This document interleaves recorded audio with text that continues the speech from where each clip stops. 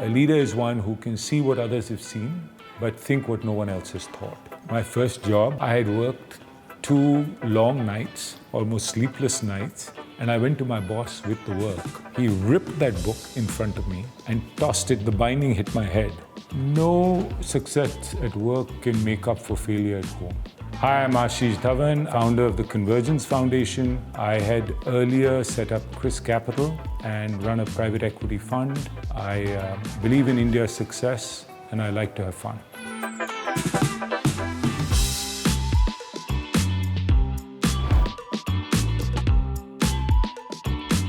Ashish, good morning and welcome. It's a delight having you at Qunba today. Ashish, through the Convergence Foundation, Central Square Foundation and Ashoka University, you've had the chance to work closely with India's future leaders.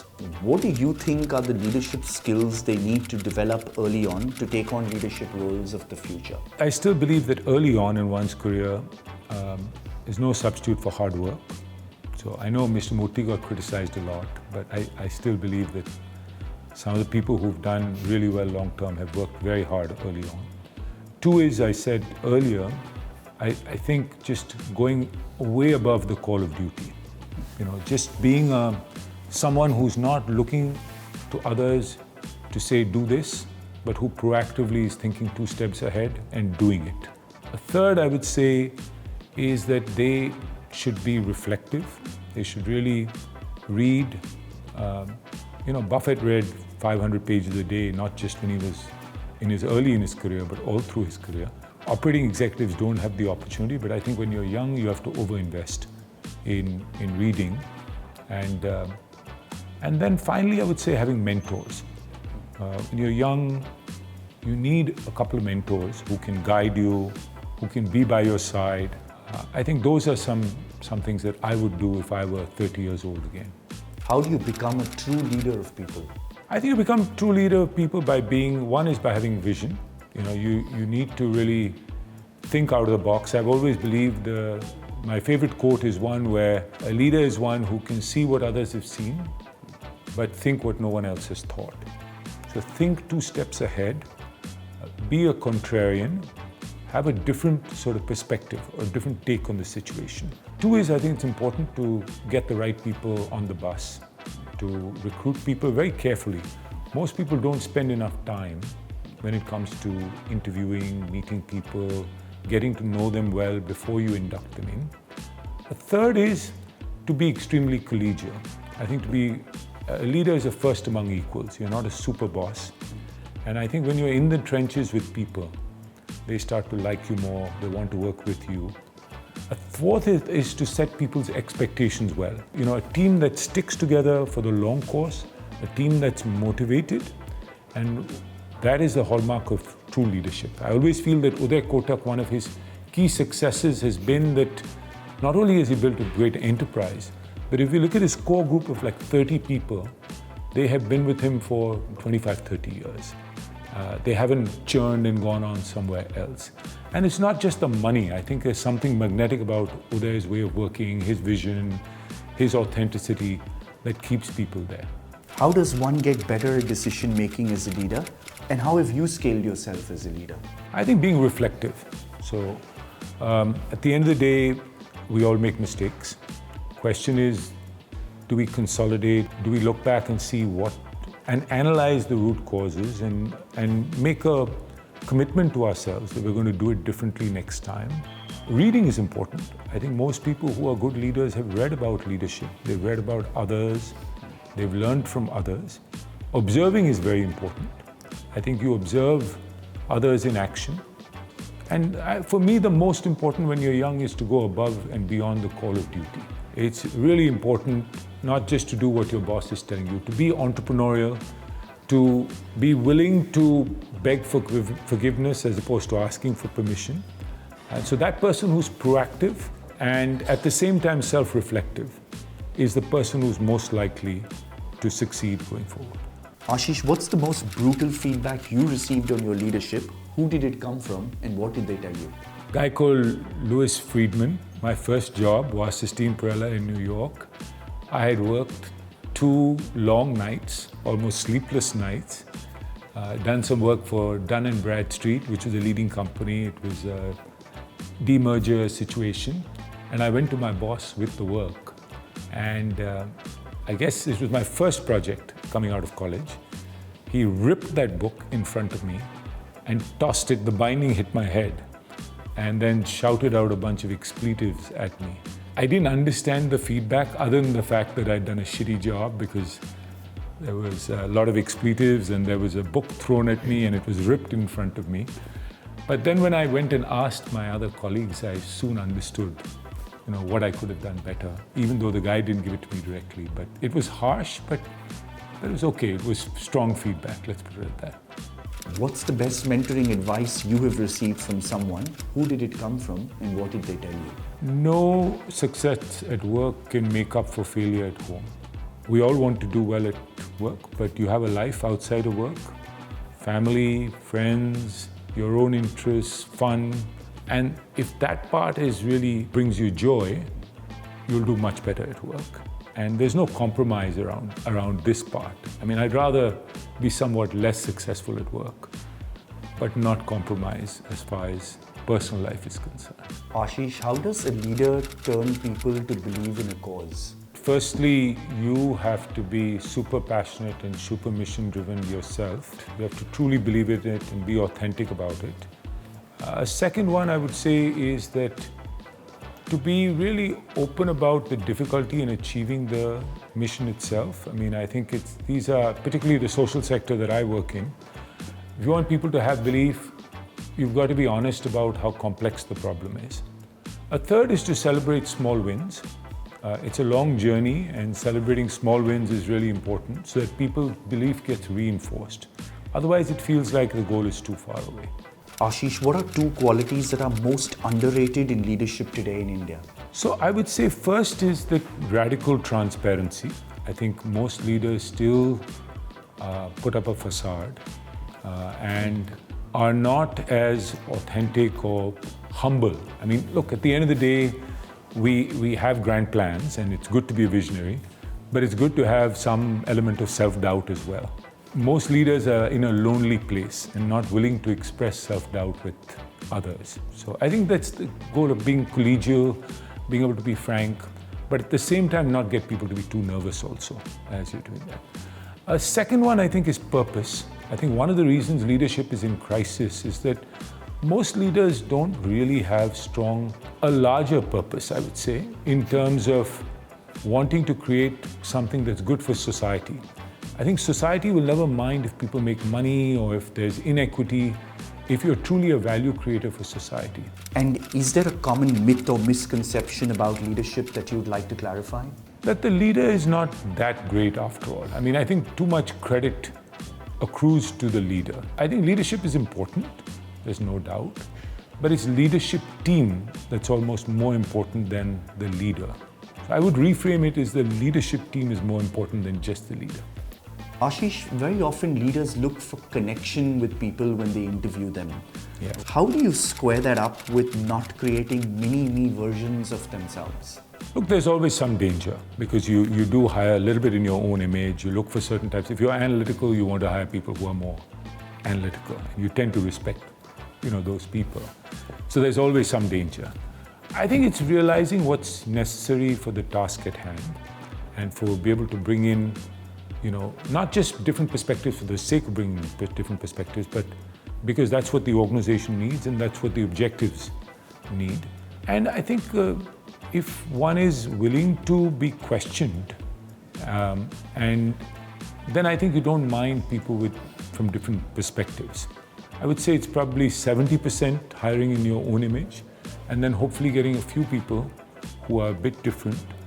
But more importantly, even if you hire in your own image, people who are willing to question you and giving them that space, that at the end of the day, you can be overruled from time to time, that even if you say something, people can punch holes into it. That's okay. I find that to be more important than just having a more well-rounded organization for the sake of having a well-rounded one. And what do you think the world is adopting from the Indian CEO today on leadership? Yeah, I think, look, India has got a lot of positivity, a lot of optimism, I think so leaders here, in a sense, firstly, are much more optimistic, and I find in some ways therefore willing to think very long term, which I don't see. I see everywhere it's become very myopic, quarter to quarter, year to year. So long-term thinking, being able to be much more sort of creative and think out of the box that you're in. I think if you're in the Western world, you just stay in the narrow lane. Here, I think you can do much more. I mean, if Zomato didn't just stick to food delivery, it started to think much beyond, because the opportunity is there here. And I find that Indian leaders are still quite self-effacing. You know, I think this whole model of ESOPs and all of that in the Western world and board-managed companies has gotten to a point where, you know, it's all about just money for oneself. Whereas I think leaders in India, because the boards are still not as professional, well, they're still promoter run, or even if there's a board, you can't just, maybe the norm isn't there for people to make hundreds of millions of dollars just through getting ESOPs. So I think the Western world has gotten corrupted with that, and that hasn't come to India as yet. And a follow-on question, Ashish, what do you think Indian leaders can learn from their Western or Asian counterparts on leadership? I think what we can learn from the West is that I think people are very bold. They may not be as long-term oriented, but they're extremely bold and willing to take risks. I think in India, because we had a lot of bad apples, you know, and this bank debt problem, therefore I think people have become more conservative now. Also, two is to move up the value chain faster. I think Indian leaders underinvest in R&D. They're very happy with cash flow. They're not thinking about investing in building, you know, something that's superior, that's going to have a technological advantage, that's going to be innovative. I mean, I feel disappointed that the IT services companies, after all these years, have been slaves of their profitability and haven't been able to. The SaaS companies came out of left field and generated. The IT companies should have done it much faster. They should have developed products. They should have done something differently. You started ChrysCapital with the idea of helping build India's most formidable companies into global leaders. How can entrepreneurs face giant companies? I think you have to first start by being a leader in India, in most businesses, unless you're in an export-oriented business from day one. Start by at least dominating your home market first. I like Mankind Pharma, which is a business we backed about 20 years ago. They spent the last 20 plus years, they said we want to be in the top 5 in India.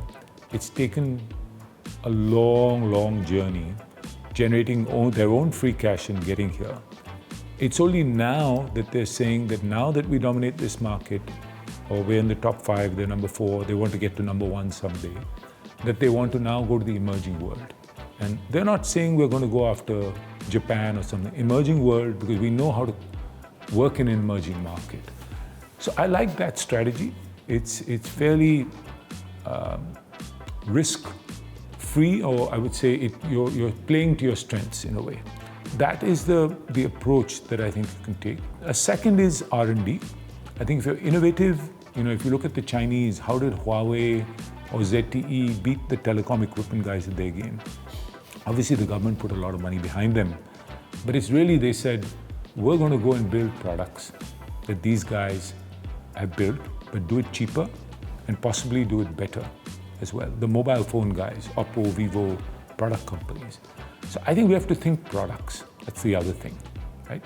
Which Indian companies are not as good at products. And I was coming back to the same R&D point that I was making earlier. How do you think the CEO of today should be measured on success versus, let's say, a decade ago? I think some things are the same, that you have to be measured on creating value for shareholders, you know, generate good return on equity, grow the business, etc. I think today the lens is a little wider in terms of looking at societal impact as well. So it's not that you give up on shareholder value, but while doing so, I think shareholder value, stakeholder value creation, sustainability obviously is a key portion of that, but so many other dimensions as well in terms of contribution to the broader society come into place. So I think a leader gets measured more holistically now than earlier. I also think there was a little bit of this element of slash and burn earlier, where people were measured on short-term performance. If you remember, there were a lot of these people in the Western world who came up, who juiced up profitability in the short term, and then these companies went sideways afterwards. I think there's a shift now in building more fundamental businesses that for the long term. The startup ecosystem hasn't necessarily had that, but I see that with the more established companies at least. What are CEOs and boards of today not getting right? I think the issue with boards always is, are people really putting in enough time? And is there just a lot of consensus-based decision making? Nobody likes to sit in a board meeting and challenge management. Nobody likes to question the CEO and ask the question whether you should get rid of the CEO if they're underperforming. Nobody likes to challenge if you've got 5 board members who agree and if you're the 6th one to be against them. So I think boards are sort of happy places where there's a lot of consensus-based decision-making, lemming-like behavior, few people willing to break rank. And I think that culture or that dynamic needs to change if we want more effective boards. Ashish, what is the one thing about leadership you wish you knew when you had stepped out of college that you're teaching students today at Ashoka? Humility. I think when I stepped out of college, my number one goal was to make the highest salary, to be brash. It was sort of Wall Street culture in those days. It was a lot of chest thumping as well. You go to your 5th year reunion and you brag about what you're doing. I would say humility probably will take you further. 3 words that describe Ashish Dhawan, the leader. Visionary, contrarian, team builder. One thing in your job you feel you could get better at? Could be a better listener and could be someone who has greater self-doubt. You were on a promising career path on Wall Street. What was the conviction that made you return to India and take a plunge to start ChrysCapital? I think it was 2 things that made me come back to India. Firstly, personal. I grew up here. I'd only gone for college, business school work. So home was always here. And, home is where your heart is. Right? My parents were here. I'm a big believer that as a family, it's good to be physically closer. And I could afford to do it, so why not? It's not like I had to build my career in the US. A second, I would say, is opportunity. I think it was clear after 1991 that India was going to go places. And even though when I moved back in early 99, the Asian financial crisis had happened, India had done the nuclear tests. It wasn't the best time. We had also gone through a little bit of a down cycle. But I was thinking of the long game, that, India was going to do really well the next 50 years. I was 30 years old at that point. Hopefully, if I live till 80, this is going to be a great 50 years for the country. And, rising tide lifts all boats. So it was a great opportunity to not just be a cog in the wheel, but someone who's helping shape the wheel. Ashish, you made a key pivot in 2012, leaving ChrysCapital. How did you know it was the right time to let go and shift tracks to philanthropy? So early on, I decided when I was at business school that I wanted to be an entrepreneur at age 30 and that in my mid-40s, I wanted to have a second career. That idea got implanted very early on. I liked the idea of doing something different, being able to contribute more, all of that stuff. So once that was lodged in my head, I sort of just said it, I started planning for it, which most people don't. And then finally made my exit when I was 43 years old and pivoted into a different career. And the genesis came actually from Benjamin Franklin's autobiography, which I read when I was younger. And what dimension does philanthropy add to one's leadership? Have you grown as a leader after founding Central Square and the Convergence Foundation? So I would say philanthropy is very hard. It's hard for few reasons. One is, the state at the end of the day is the big actor.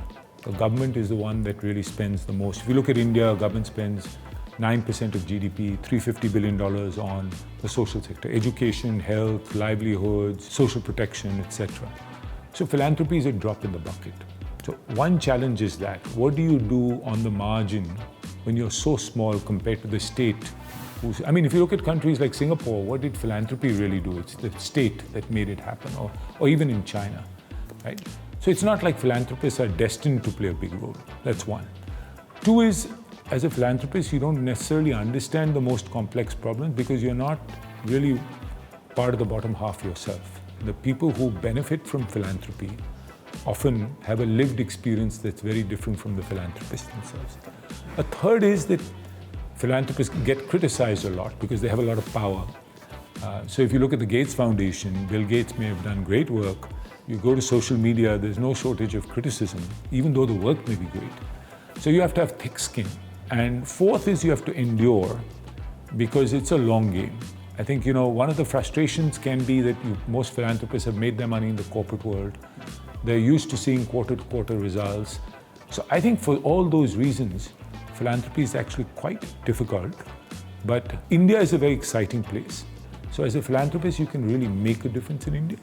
And you can make a difference by being systemic, by saying, because I'm a drop in the ocean, let me partner with government and make government more effective. I think that is the best role for philanthropy in India. Having led a PE firm, 2 philanthropic foundations and an educational institute, what is one common leadership quality that has proved to be effective across these institutions? Yeah, plan for not being around. See, I was never attached to any one of the things that I started. Even when I started ChrysCapital, I knew someday I would move on. I think that's a great thing as a leader because you start to grow other people. You want a team to stick together and stay the course. You want certain external credibility for the institution, not just for yourself. So you think beyond your own brand, your own image. And you should be able to walk away from the institution. So I think that's a hallmark of leadership, that you should be able to walk away after spending a decade or 15 years getting it up and running, and the institution can still run, can still stand, can still move ahead without you. So I think that frame for me, keeping that in mind, makes you act wisely and act in a manner that really helps build an institution versus just your own legacy. Ashish, what creates self-doubt for you and how do you overcome it as a leader? So I have a lot of self-doubt because the odds are against you. 15 years of data shows that your probability of success is negligible. But you still try because you believe that there is a model that will work. There are pockets within India where they have shown learning outcomes can improve. So I have self-doubt because these are such hard problems we work on. I have self-doubt because the answers are not known. There may be some evidence, but the evidence is not 100% sure. We think a certain model works. We call it structured pedagogy in education. We tried it out. It seems to work, but will it work at scale? Maybe, maybe not. Will it work in all contexts? We don't know. So I think there's a lot of self-doubt because the answers are not crystal clear. You're dealing with that complex part of 0 to 1 where you don't know what the answers are. As a leader, how do you balance compassion with your team while pushing hard for results? So I think you have to be tough. There's no doubt. You have to be decisive. You have to, in some cases, do whatever is in the best interest of the organization. I wouldn't describe myself as the most empathetic person. I don't have tremendous empathy. It's not like I can feel others' feelings and stuff. But I do feel that I'm a normal person, so that even if you're making a tough decision, people know you're coming from the right place. Even if you say something tough in a meeting, nobody's going to hold it against you personally because they know you have the right interest at heart. 3 things to do whilst giving feedback to CXOs. I think it's more day-to-day. I'm not the best at annual feedback. I think, it's in a meeting, you can express small displeasure, you can have a conversation post the meeting, as opposed to criticizing someone, just brainstorm to see how it could be done better. If you could ask somebody one question, and based on that one question you would decide to hire them, what would that question be? What do you know about me and how did you prepare for this interview? I think I want to see how people, do they do their homework? How do they think? How do they analyze other people? Do they have a sense of the context that they're getting into? I like people who are well prepared in general, and I think asking that question gives you a sense of how they would tackle problems in the workplace. Ashish, in your formative years, who influenced your early thought process as a leader And what is that one lesson that has stayed with you throughout? My second job was a private equity fund. Boss was a guy, George McCown, Harvard Business School grad, about 40 plus years older than me. And he sort of took me under his wing, and I think what I really learned from him is he was this person who was tough, but he operated with the spirit that he wanted to make other people good.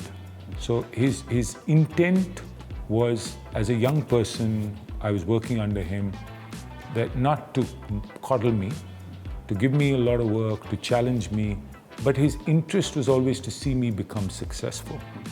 And I think that's something that stayed with me, that if as a leader you can make other people good, make them better at what they do, you have succeeded. Ashish, how would you advise leaders today to navigate the changing workplace dynamics with millennials and Gen Zs? One thing is, I think if you're too stuck in the past, that I think there's often people say, I love the music from my generation, I love everything was great in the past, but the kids of today, they are not as disciplined, they don't show up at work on time. And one can't have these biases and prejudices. I'm a big believer that every generation is different and they have something special. And the second is, I think there's no room to be a super boss anymore. I think you have to level with everybody, you have to listen to them, and you have to understand them much better. I think you could get away with a lot of bullshit earlier that you'll get called out today. Whether it's social media, whether it's the fact that nobody is going to want to work for you, if you aren't flexible, if you are too hierarchical. Ashish, what are 2 or 3 mistakes from your own career that you're telling your kids to avoid at all costs? A phase in my career when I was too focused on just work, I regret that. 2 is that I was too impetuous, too focused on doing things quickly when I first started ChrysCapital. Made a lot of mistakes in that era because there was a desire to run too fast as opposed to running a marathon. I think the third one would be for me, I was very focused on a financial number before I think I was, not to say I was probably money-minded, let's put it this way. And I would be less money-minded, I think, is advice I would give my kids. What are you teaching your children today about leadership and followership? I would say that as opposed to trying to tell them what to do, your kids most likely won't listen to you, but they'll never fail to imitate you. Who you are, how you live your life is more important than what you say. Who in Business India is inspiring you right now and why? So I'm a big fan of Nandan Nilekani. I think that as far as impact is concerned, I can't think of anyone globally who's had the kind of impact he's had. And the pivot from corporate leader to being in government, to being outside government, every phase has been super successful. And I think being able to develop this new muscle, which you don't have in the corporate world, of how to be an outsider and be able to embed things in government, I think is a fantastic skill set that is a rare skill set that he has that probably nobody else has. Ashish, if you were in my seat and had the option to put anybody in your seat, who would you want to interview and what would you want to ask them? Out of the younger generation, because I don't know them as well, I would probably want to get someone like Nitin Kamath. I'd be interested to know what got him so interested in giving back at a much earlier age. It's something that I wouldn't have thought of. I also like his style. He's very frank, says it as it is, sometimes to the detriment of his valuation, his business. I think it takes a lot of courage, so I want to explore that further. Ashish, what's the end goal of the chase for you? What's inspiring you to be at work every day? I think for me, ultimately, it is service to the nation.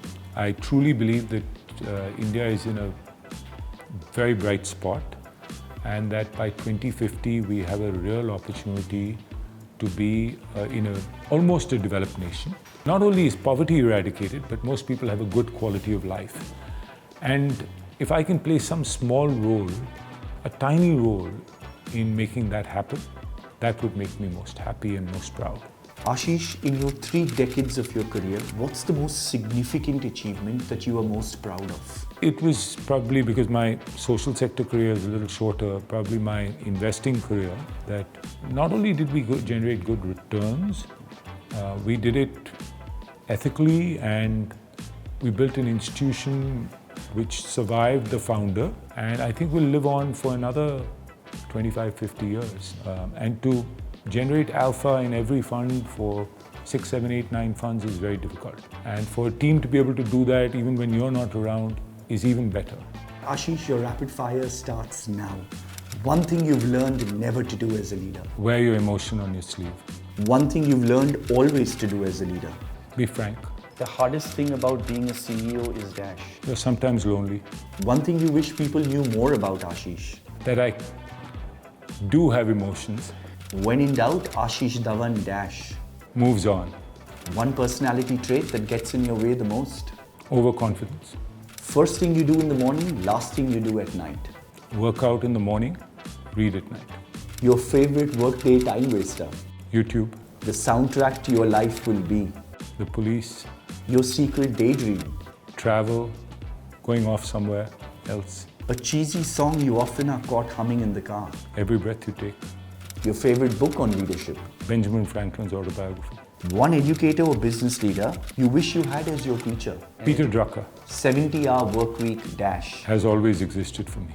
What is the one moment from your life you'd love to relive? My ex-girlfriend. What was your worst childhood fear? Not being successful. A non-existent job you wish existed today. Bartending in the office. If Ashish invented a holiday, what would we all be celebrating? Doing nothing. A cause that you're most passionate about. India's success. One founder you'd love to be co-founder with today. Dipinder Goyal. What's your favorite movie or show character when we say the word leadership? 12 Angry Men. One tech breakthrough you would love to see in your lifetime. Beer making machine at home. If you had a gigantic billboard out there and could put out a message to millions, what would it be and why? My life is my message. Ashish Dhawan, thank you very, very, very much. I think Qunba plays a very important role in bringing a new genre of Indian leadership to the fore. And I hope that I can learn from others and inspire others too.